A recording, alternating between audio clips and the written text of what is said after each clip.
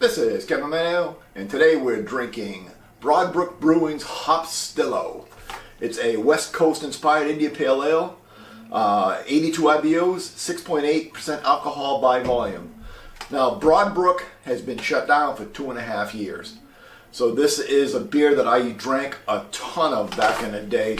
They're the closest brewery to my house, and they're great guys. I hung out there all the time, had a great time, loved the beer. Totally new brew system, totally new location. Let's go ahead and give it a crack and see what we got.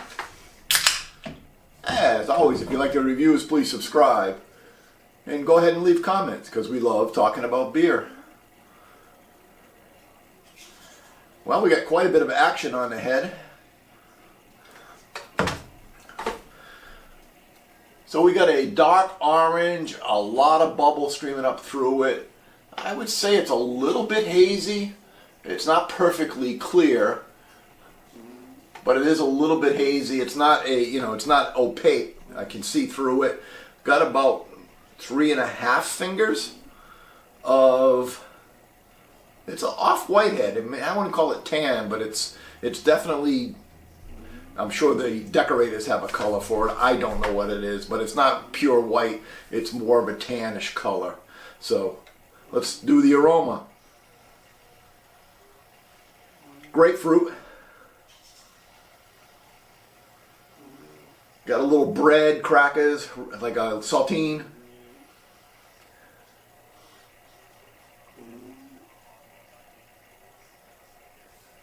Just a hint of fresh cut grass.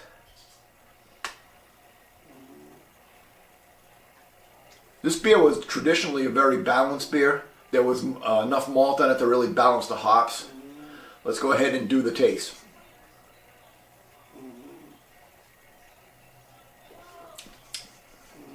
Yeah, very, very old school.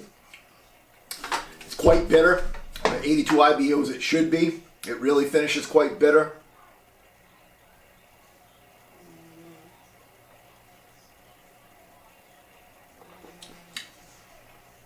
Got a little bit of pine, a little fresh cut grass. Finishes sticky on the back of the tongue. You end up drying at the back of the taste.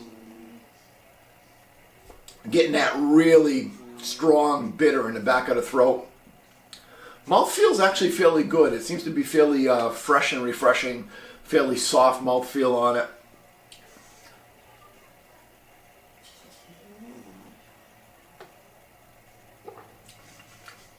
I'm finding it to be a little, I'm not finding as much fruit as I used to get in it. Again, first batch, new brew system. I don't know if they got to change the recipes around a little bit. But it's not quite what I remembered. But it's definitely, if you like a West Coast IPA, you got a West Coast IPA here. It's got quite a bit of bitter in it. It's got some citrus, or I would say some grapefruit. Just a hint of pine. Mouth feels pretty decent. So that's what you got. You got a solid West Coast IPA here. Till next time, keep drinking.